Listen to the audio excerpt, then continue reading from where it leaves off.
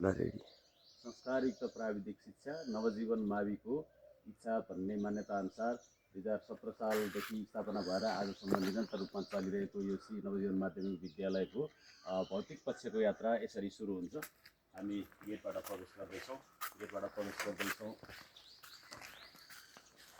र सँगै विभिन्न ब्लकहरू रहेका छन्। बिस्तारै हामीले गाडीहरू पनि बनाउँदैछौँ। हाम्रो पहिलो ब्लकको रूपमा रहनेछ यो ब्लक, जुन ब्लकलाई हामी नवजीवन ब्लकको रूपमा स्थापना गर्दैछौँ र विद्यार्थीहरू एउटा नयाँ सोच अनि नयाँ इच्छा र जाँगरका साथै यो विद्यालयमा प्रवेश गरिरहँदा विद्यार्थीलाई संस्कार, सिप, चेतना, कृषि शिक्षा, प्राविधिक शिक्षा सबै खाले ज्ञानहरू दिँदै अन्तमा एउटा विद्यार्थीलाई विद्यालयमा आइसकेपछि उसले पाउनुपर्ने सबै खाले गुणहरू सिप विकास गर्दै जाने भन्ने खालको लक्ष्यअनुसार हामीले यो ब्लकलाई नवजीवन माध्यमिक विद्यालय राख्ने खालको सोच बनाएका छौँ। नवजीवन माध्यमिक विद्यालयको चाहिँ नवजीवन ब्लक। त्यसपछि पहिल्यैदेखि सञ्चालनमा भइरहेको यो विद्यालयको मुख्य उद्देश्य भनेको आज हाम्रो नेपाल जसरी कृषि प्रधान देशको रूपमा रहेको छ, कृषि शिक्षा त्यो पनि परम्परागत रूपमा हाम्रा बाउ बाजेहरूले गरिरहेको भन्दा अलिकति फरक ढङ्गबाट कृषिलाई आधुनिकीकरणबाट लानुपर्छ र कति धेरै टर्महरू छन् जो इन्टरनेसनल रूपमा सानो भूमि अरूको देशबाट माटो लिएर गएर चाहिँ कृषिमा खाद्यान्न उत्पादन गरेर अरू देशलाई पालिरहेका देशहरू छन् भने हाम्रो देशमा चाहिँ आफ्नै देशमा फल्ने हुँदाहुँदै पनि किन फलेन भन्ने कुराको रिसर्च गर्न र विद्यार्थीहरूलाई सिकाउनको लागि चाहिँ कृषि मूलश्च जीवनम भनेर चाहिँ हामी यसलाई फुलबारी कृषि सदनको रूपमा चाहिँ व्यवस्थापन गर्दैछौँ। किनकि पहिले सबभन्दा सुरुमा 2017 सालमा यो विद्यालय स्थापना हुँदाखेरि नवजीवन मावि भन्दा पनि फुलबारी माध्यमिक विद्यालय अथवा फुलबारी विद्यालय प्राथमिक, त्यतिखेर त माध्यमिक नभनौँ प्राथमिक विद्यालयको रूपमा रहेको थियो र यसलाई यसरी चाहिँ व्यवस्थापन गरेर यहाँ सबै कम्प्युटर ल्याबदेखि साइन्स ल्याबदेखि कक्षाहरू सञ्चालन अनि त्यसपछि गएर एक्टिभ हटको सहयोगमा विद्यालयको एकदम लामो समयसम्म यो विद्यालयलाई यो स्थितिसम्म तपाईँहरूले देखिरहनु भएको छ। त्यो ल्याउनको लागि चाहिँ धेरै मान्छेहरूको सहयोग त छँदैछ, तर कसैले पनि बिर्सिन नहुने र छुटाउनु नहुने एकजना पात्र हुनुहुन्छ विनोद लामा सर, विद्यालयका प्रधानाध्यापक। उहाँको यो 20 वर्षको मेहनतको बावजुद चाहिँ यो विद्यालय आजको यो भौतिक अवस्थामा आइपुगेको यहाँहरूले देख्न सक्नुहुन्छ। अझै पनि उहाँ डाइनामिक इनर्जेटिक रूपमा चाहिँ लागिरहनु भएको छ। भौतिक पक्षहरू केही बाँकी छन्, शैक्षिक पक्षलाई बढी जोड दिनुपर्छ अब यस वर्षबाट भनेर चाहिँ विशेष गरी 2083 एकाडेमिक इयरमा चाहिँ शैक्षिक पक्षको लागि लागिरहनु भएको छ। र यस क्रममा फेरि अब हामी अर्को हाम्रो सेक्सनतर्फ जाँदैछौँ।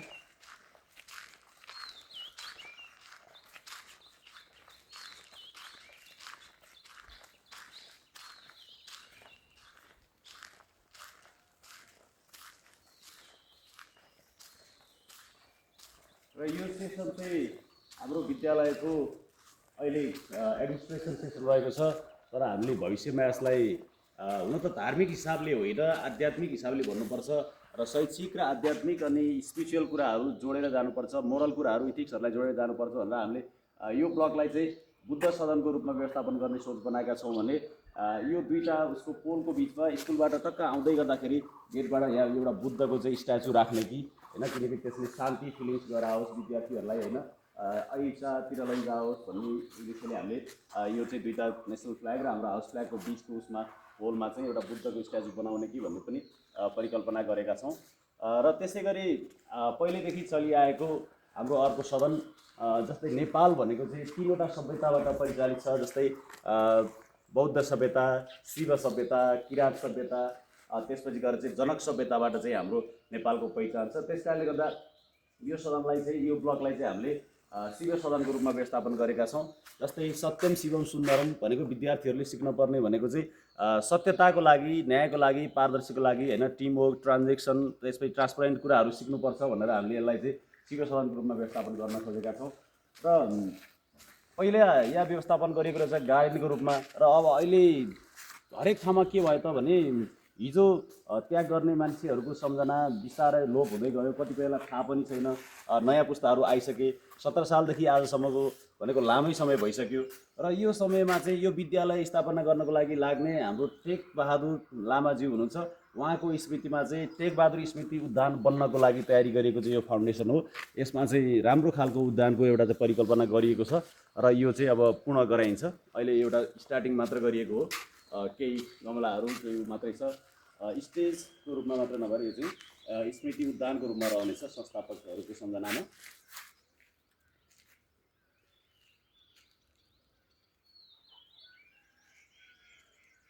र अब हामी लाग्दैछौँ अर्को सेक्सनतर्फ।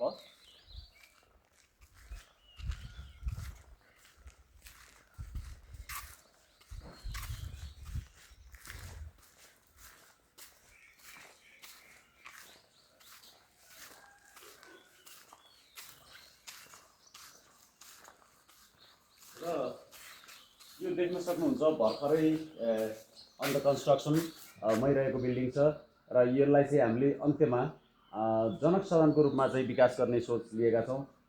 जनक सभ्यता जस्तै संसारमा धेरै कुराहरू छन्, तर त्यो मध्ये सबभन्दा शुद्ध भनेको ज्ञान रहेछ। अरू सबै कुरामा मिश्रण पाउन थालिएको छ आज, तर त्यो ज्ञान शुद्ध बनाउनको निमित्त जनक सभ्यतालाई प्रोत्साहन दिने गरी जनक सदनको रूपमा यसलाई विकास गरिनेछ। र सँगसँगै हुन त अब अहिले धर्मनिरपेक्ष भनिन्छ, सापेक्ष निरपेक्षका सारा कुराहरू आउँछन्। हामीले विद्यालय भनिसकेपछि सरस्वती मन्दिर, यसै पनि विद्यालय आफैमा यहाँका हरेक इँटा हरेक क्लास हरेक बिल्डिङ सबै मन्दिर हो तापनि सरस्वतीको मन्दिर पनि चाहिन्छ विद्यालयमा भनेर भर्खरै यस वर्ष मात्रै हाम्रै हेड सरको एकदम चाहिँ अग्रणी भूमिकामा विभिन्न व्यक्तित्वहरूको सहयोगमा हामीले सरस्वती मन्दिर पनि निर्माण गरेका छौँ। र सरस्वतीको मन्दिरको मूर्ति चाहिँ हाम्रै समाजसेवी रूपक लोहनी भाइले दिनुभएको छ।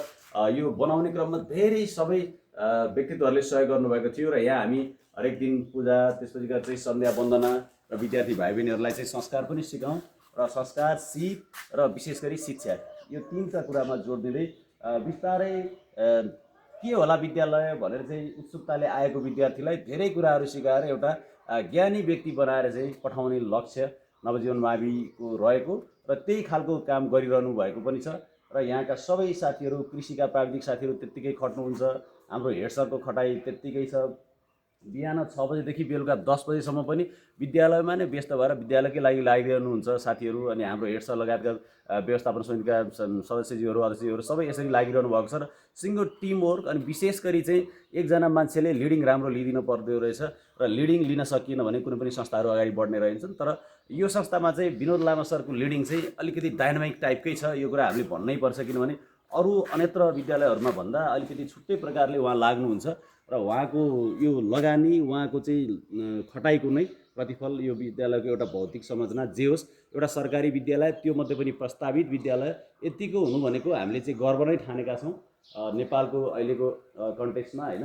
हुन त कतिपय चाहिँ नमुना विद्यालयहरू योभन्दा धेरै राम्रो भौतिक स्थितिमा पनि छन् र शैक्षिक स्थितिमा पनि हामी त्यति कमजोर छैनौँ। तर अझै विद्यार्थीहरूको पढ्ने बानीको विकास गराउनको लागि चाहिँ हामी अलि विशेष तरिकाले यो वर्षबाट लाग्ने खालको रणनीति पनि लिएका छौँ भन्दै यहाँहरूलाई यो विद्यालयको चाहिँ फिजिकल इन्फ्रास्ट्रक्चरको भिजिट गर्नको लागि यहाँहरूले समय दिनुभएकोमा म यहाँहरूलाई धन्यवाद पनि दिन चाहन्छु। Thank you everyone.